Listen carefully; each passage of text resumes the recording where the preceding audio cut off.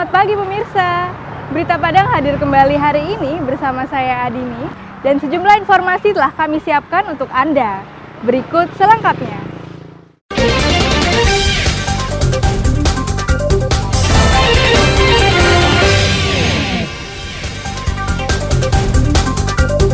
Masa tanggap darurat bencana alam banjir bandang di tanah datar berakhir.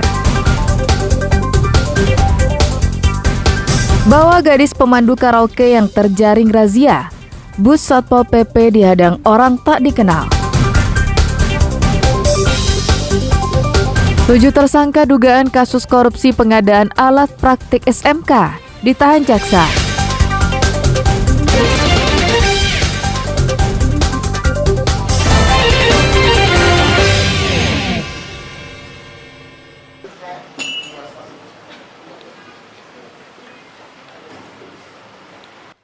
Pencarian 10 korban hilang akibat bencana banjir bandang dihentikan pada hari ke-28 pasca bencana. Penghentian ini seiring dengan berakhirnya masa tanggap darurat bencana banjir bandang di tanah datar tanggal 8 Juni. Pihak keluarga juga telah mengikhlaskan sanak keluarga mereka yang menjadi korban. Bahwa tanggap darurat selesai pada tanggal 8 Juni ini, tanggal 9 kita masuk dalam transisi darurat dalam rangka pemulihan di tanah datar. Di masa transisi ini, kami yang pertama akan perbaikan jembatan dan jalan irigasi.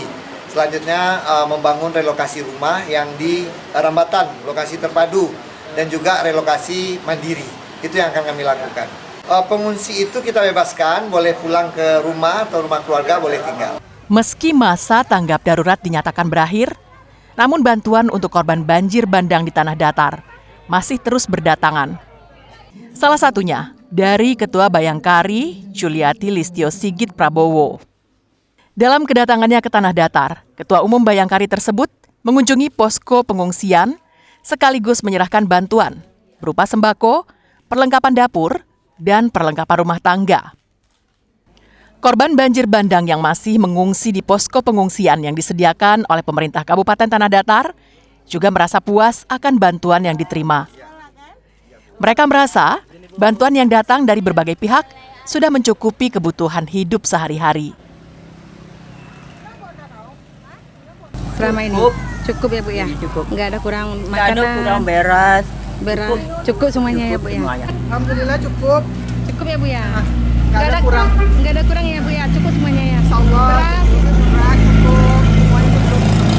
Sampai air minum cukup. Air minum juga cukup ya Bu ya? Tarin. Jadi selama ini aman ya Bu ya? Aman, insyaallah. Ibu ada sempat tinggal di pengungsian? Sampai sekarang. Oh sampai sekarang masih tinggal di pengungsian dengan keluarga ya Bu ya? Sebelumnya, bencana banjir bandang di tanah datar yang terjadi pada 11 Mei lalu menyebabkan 32 orang meninggal dunia. Selain itu, banjir bandang juga merusak lebih dari 100 rumah penduduk dan sekitar 500 hektar lahan pertanian. Selanjutnya, pemerintah daerah akan memasuki masa rehabilitasi dan rekonstruksi, serta relokasi hingga perbaikan infrastruktur yang rusak juga akan mulai dilakukan pada tahap ini. Sri Luis melaporkan dari Tanah Datar.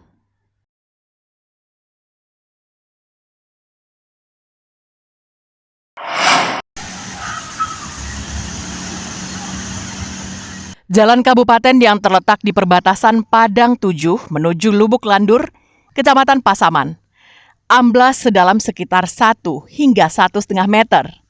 Jalan selebar 6 meter ini amblas setelah digerus aliran anak sungai secara berkelanjutan pada bagian tengahnya. Kondisi ini sudah berlangsung selama 2 pekan terakhir. Akibatnya, mobil dan truk kecil tidak bisa melewatinya. Pengemudi harus jalan memutar dengan jarak yang lebih jauh. Beberapa minibus yang mencoba menembus jalan itu menggunakan balok yang dipasang di bagian yang aman. Mereka harus ekstra hati-hati melewati balok yang dibantu masyarakat setempat untuk melintas. Jalan ini merupakan jalan satu-satunya yang menghubungkan 2 nagari maupun akses menuju ibu kota Pasaman Barat.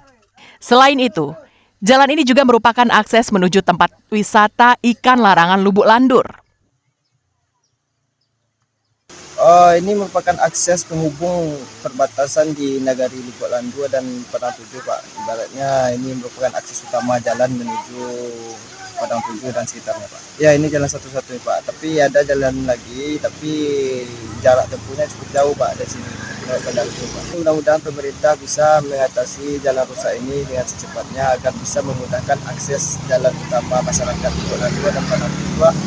Masyarakat berharap agar jalan itu bisa segera diperbaiki, sehingga aktivitas mereka kembali lancar seperti sedia kala. Safatul Ulum melaporkan dari Pasaman Barat.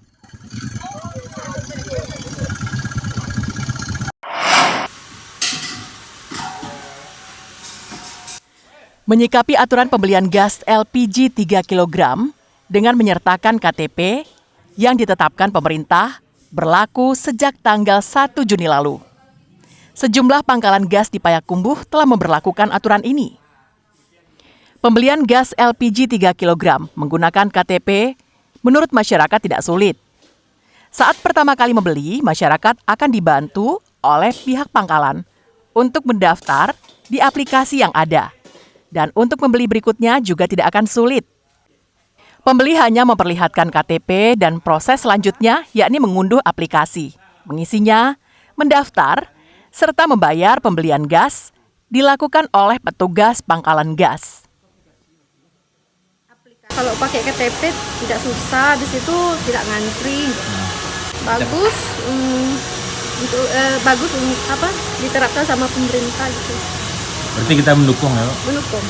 Masyarakat tidak akan melalui proses yang rumit jika diharuskan membawa KTP untuk membeli gas 3 kg. Pangkalan gas mengapresiasi langkah yang dilakukan pemerintah karena bisa memastikan gas yang diperuntukkan bagi warga miskin itu tepat sasaran dan tidak disalahgunakan. Masyarakat cuma membawa KTP ke tempat pangkalan, sehabis itu pangkalan mengcek KTP si masyarakat, kalau sudah terdaftar langsung diproses melalui merchant. Sudah dimasukkan ke aplikasi, pangkalan si pengencer atau si masyarakat langsung mengambil gas yang berapa yang dibutuhkan atau cuma 1 tabung minimal. Kendalanya tidak ada, cuman kami sebagai pangkalan sangat mudah untuk melakukan melalui KTP ini.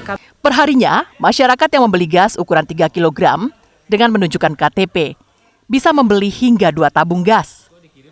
Masyarakat tidak usah takut dengan proses yang rumit karena akan dibantu oleh petugas atau pemilik pangkalan gas. Ikhlasul Ihsan melaporkan dari Payakumbuh.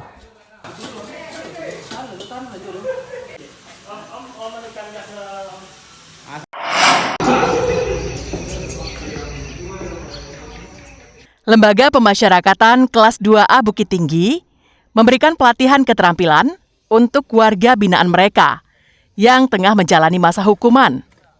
Beragam keterampilan diberikan, seperti berkebun, beternak, membuat kuliner, perbengkelan, produksi mantel hujan, pertukangan, hingga produksi sabun cuci piring dan sandal hotel. Berkebun menjadi salah satu keterampilan yang diminati warga binaan. Saat ini, lahan produktif ditanami bawang merah, cabai, kacang tanah, buah, dan sayur. Dengan telaten dan bimbingan, ladang pakcoy sekali panen menghasilkan 42 kg yang dipanen setiap 25 hari. Salah satu warga binaan menuturkan, untuk bercocok tanam, mereka bekerja sama dengan 5 napi lainnya. Hasil panen sebagian besar dijual dan sebagian lainnya mereka konsumsi bersama. Ini seperti apa proses penanamannya? Kasih bibitnya, langsung ditanam kasih pupuk. Ini panennya sekali berapa? Sekali 25 ribu. Ini sekali panen ada berapa kilo, Pak?